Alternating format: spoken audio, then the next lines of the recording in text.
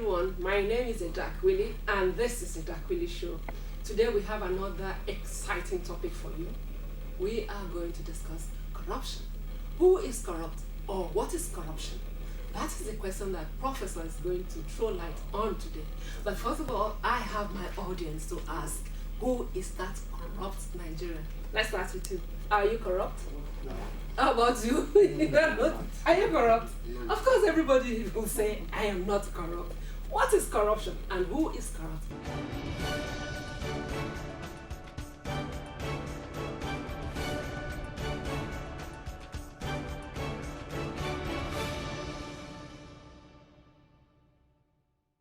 Professor Funsho Olaitan, founder, Executive Director, Association of Nigerians Against Corruption.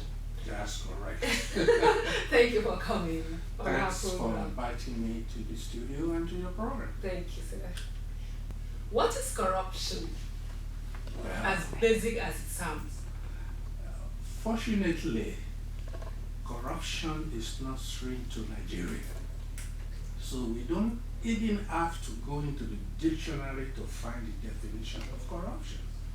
We can find the definition of corruption within our own country because we practice it every day. Okay. I know some of your audience say, I'm not corrupt, I'm not corrupt. I got news for you. You are all corrupt. Corrupt. Did you hear that? One thing is this, corruption is a worldwide phenomenon. It's not only in Nigeria, it's everywhere in the world. And it's been introduced to Nigeria probably as far back as the colonial days in the 1900s, when Lord Lugard, started the divide and rule system for Nigeria and gave authority to the emirs, to the warrant officers, to the obas, to collect taxes for them. And so all the people they sent to go and collect taxes, they collect more so that they can put some in their pocket, they can put some in the oba's pocket, in the emir's pocket, before they return the ones to the colonial rulers. So that's actually the genesis of corruption in Nigeria. Are you saying that before that time there was no corruption in Nigeria? Well, the thing in Nigeria is that we grew up in this country as honest people. My grandfather used to tell me stories of how people sell products on the street and just put money there to indicate how much the product is and walk away. And you buy what you want to buy, you put your money there. Who dare do that now? Prof, hold the thoughts. We'll be right Yes. back. Let's take this break.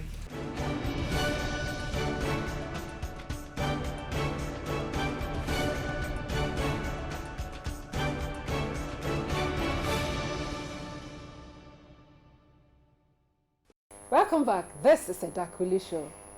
I am having a very interesting discussion with Prof here off the camera, but he's going to share some with you guys. Yes. So, Prof, Yes. how do we tackle corruption in Nigeria? Okay, let me tell you how I got involved. Okay. And this is way back in 1957. So, this tells you how long corruption has been within the country. I used to ride a bicycle to school, and we have these local government authorities in Ibadan, local government police. Okay. They stop bicycle riders and they want to see whether you have your license. You must always have a plate of license. If you have that, then you get down from your bicycle, they test and make sure your brake works. Most of the time they tell you it's not working. So they impound your bicycle. So you have to give them some 1 shilling or 2 shillings. We spend pounds, shillings, Those days, kobo, yeah. those days. Then I used to go to what we call ECN, Electricity Corporation of Nigeria, to pay my dad's electric bill. And we put the bill on the table for the cashier to come in. So when the cashier comes, he will call some people, they will pay, they will go. He will not call some. I am always one of the ones to be called last. I don't know why. Yeah. So one day, a gentleman from my area came, 3 minutes, he paid, he left. So I ran after him. I said, Uncle, what happened? The man, you just came now and he called your name. He said, oh, notice that before you call anybody, he will lift the bill. He will see if there is 1 shilling under the bill. If you put 1 shilling under the bill, he will push it. The money will drop on his lap, and then he will call you. But if there is no money, he will push your bill aside. So he will call you last. So that's all right. You know, I said, oh my God, this is what this man is doing. So in my school then, we were the first set of secondary modern school in Ibadan. In my school, we were talking of religion, and our teacher, we talk about corruption. The teacher cited some portions in the Bible, and then I told him my experience, and he said to me and others, go to Lagos, Yaba, at Sabo. There is an organization called Nigerian League of Bribes Corner. Join them, and they will give you a card. Is there anything like that? Believe me, in There was. 1957, I went to Yaba during the holidays, and I saw the building. I went inside, and I said, I want to join.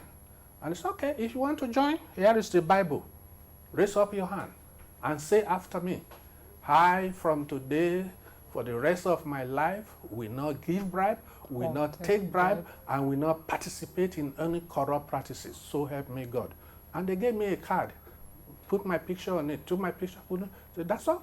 That's all. We're So you still have that kind of association in Nigeria today? Oh, I will tell you what we have in Nigeria today. That's where I'm going to challenge everybody. Okay. You know? So when I got back to Ibadan and went to pay the bill, next bill, I just went straight to the man, show him my card. Oh, You stopped it he fast. stopped, and I left. I said, this thing work. You know? Wow. So anytime a local government police stop me for bicycle check, You remove your card. I just show my card. And go. You know? It worked for me, you know, all those years, you know. And you made sure that you weren't corrupt yourself, yeah. Sure. You know, you have to obey the law. I mean, I don't break any law. Okay. So therefore, why should somebody stop me or delay me? Okay. You know? So when I finished my school start, I started work. The first job I got was a custom officer. Ooh, interesting. Here comes the temptation. Yeah. You know? And I said, no way. I'm going to keep my oath. 3 months, I resigned from custom. I didn't want it. Okay. And the job I wanted to do was to be a journalist. So I became a reporter. I just got a letter inviting me for interview. No. I became a reporter for the Nigerian Morning Post. Okay. I don't know how many of you know of that paper. That's Tafawa Balewa newspaper. Right. It was a government paper, and we cover the last federal election before the Civil War. You know, so from there I joined NBC, Radio Nigeria, and I worked for NBC up to '69, and I left Nigeria, went abroad to study. Okay. So when I came back from abroad, I worked briefly for NTA, and then I transferred to Ahmadu Bello University. So it is there that it occurred to me that what has helped me in my life to remain honest, I can impact it on the kids, on the youths. So we started an association known as Association of Nigerians Against Corruption. Okay. It was founded in 1984. So the one that gave you that platform is no more there? I didn't hear of it anymore. All right. So I started my own called ANAC, A-N-A-C, Association of Nigerians Against Corruption. And for anybody to join, they have to take the same oath that I took.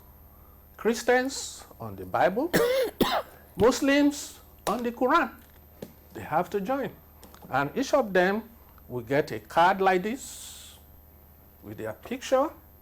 Anywhere police stop you, if you don't break the law, show him. Is it honored here? Oh my God, this is Nigeria. And people have told me, I've done a study on all those that have taken the oath since 1984. I just finished the study. They have told me the power of this card. All right. When they are stopped by police unnecessarily. So that is where I am today, trying to raise a younger generation, just the way I was raised from the age of 17. Yeah. Okay. So, Prof, hold the thoughts there. When we come back, you tell us more about how to stamp corruption in Nigeria. Let's take a break. We'll be right back.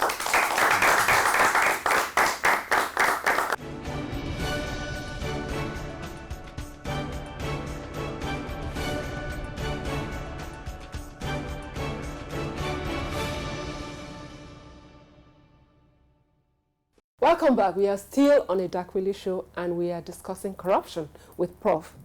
Prof, let's go straight to how do we tackle corruption in Nigeria? Very good. At the beginning, I did mention that everybody is corrupt. Let me tell you why I say that everybody is corrupt. There are 3 categories of citizens in every country. The perpetrators, those are the givers and the receivers. Then we have the bystanders, those who doesn't give, they don't receive, they just fold their hands. And then we have the resistors, those who say, no way, gun or no gun, I'm not going to give. Now, when you look at those 3, where do you fit yourself? Have you ever given bribe to somebody to get something done? Have you ever received bribe? Corruption is not only bribery. If you go to the Bible and read from St. Mark chapter 7, verse 20 to 22, you will see what Jesus said to his disciples about corruption. Jesus defined corruption, and it includes adultery, envy, cheating, stealing. All those are also part of corruption we are talking about. It's not just bribery. Okay? So you need to know that. But because in Nigeria, when we are talking corruption, we look at the leaders. Are the leaders. Yes, it's not just the leaders that are the problem. Not at all. We are the problem. It starts from us. If you don't give, there will be no receiver.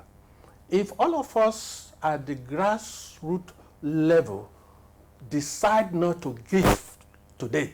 But corruption is not peculiar, it's not limited, restricted to collecting or giving bribe. Not at all. How about other things? What other things do we do as Nigerians that we are encouraging corruption?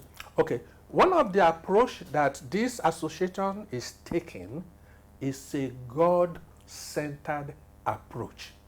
Remember, at the end of it, we say, so engage, I will not engage in corruption, so help me God. God-centered. Nigeria is a religious country. Christians, Muslim, and I've started to you where in the Bible, there are about 7 portions in the Bible where corruption is discouraged. So as Christians, as Muslims, if we can follow all those indications that are given us in our Bible, in our Quran, we can live a honest, decent life. It's a faith. You have to believe. No? If you believe, God will be on your side no matter what. And I can give you examples and examples of my life where I just refuse to do it.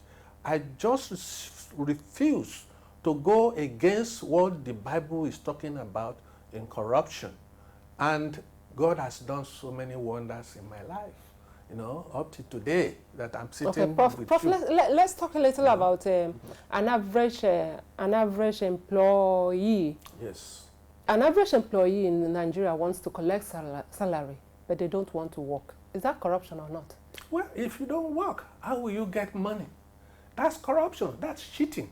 It's in the Bible. You are cheating the government. You are cheating your employer. If it is a private person that employs you, that's corruption. Yeah. Those are the kind of things that we say we should not do.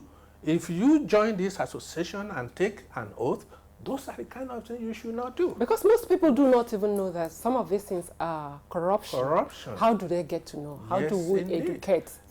That's why we conduct seminars.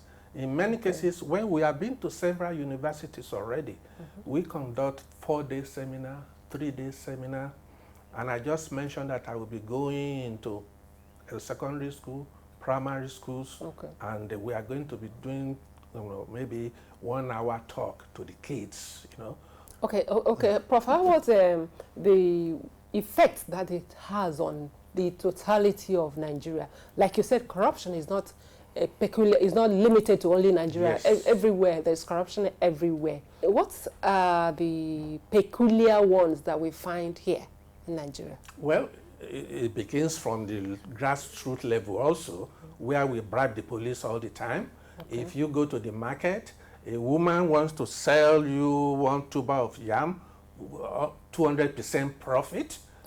Even that is corruption. It's corruption. Yeah. I used to be a businessman in US. We don't sell beyond a reasonable profit. People sit in an exam for them, that's corruption. Yeah. Parents bribe to put their kids in secondary school, that's corruption.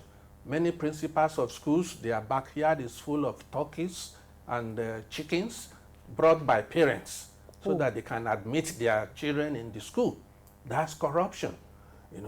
All of us sitting down here. Yeah, I always wonder that we complain about our leaders being corrupt. And I look at what we do from the grassroots. If you are sworn in as a governor today, because of this background that you have, are you going to do differently? How is that possible when you are a product of your society and you haven't changed your mindset? When you look at the history of the world, it always takes one person to change things. Yeah. Gandhi, Martin Luther King, all these people came and they changed things around. If I become a governor, as you've said today, the first thing I'm going to do is that those who are going to work with me, they have to declare their assets every year, if possible every month. Declare it to the public. Let them know how much you have in coming to this government. If what you have is a little bit suspicious, you are not going to be in my government. Because we all know people, I've seen so many houses and I say to myself, how did they get how the did money? they build this? I've been building one in my old town now for the past 6 years. I just roof it, And people build this gigantic palace. Overnight. Where does the money come from? Okay. In other countries, you declare your tax every year. If the tax office notices that there is a red flag, they will question you. That's why many governors in US have been jailed for fraud. Mayors, have been jailed.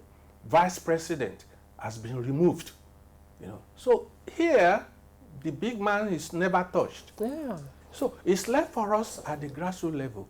If we can begin at the grassroots level, we will throw that fear to them on top. Yeah. But as long as we are not, we are doing the same thing at the grassroots level, those on top, they don't care. Yeah. So that's where I'm challenging everyone. Yeah, Prof, let's hear from our audience level what you need to do. Let's hear from our audience.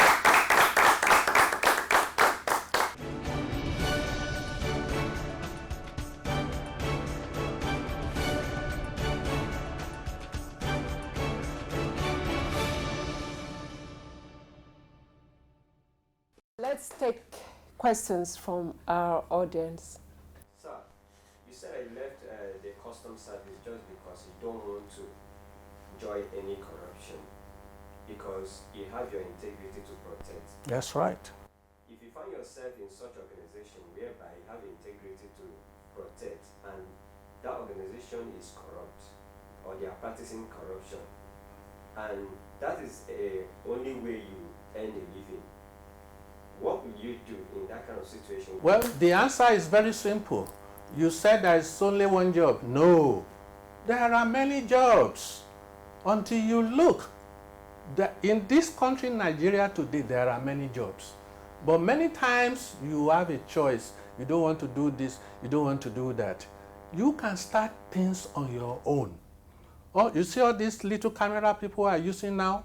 At the age of 9, I own a camera. I was making money by taking pictures of children on the street, going to a photographer to print it, and then I sell it to them. You know, I'm making some money because they want me to take their pictures. As a professor at the university, I was the school photographer also. You know, I was making money. So when you think well, you will find something to do so that you can pull yourself out of that problem. There are some other jobs that you can still be working, and then you can, on your own, you know, do things on your own. Where when I was in the radio, I started as a music librarian. That's when people like Ebenezer Obey, Sonny Ade started. When they bring their disc to me, their new discs, they will put a brown envelope under it, which the person who was there before me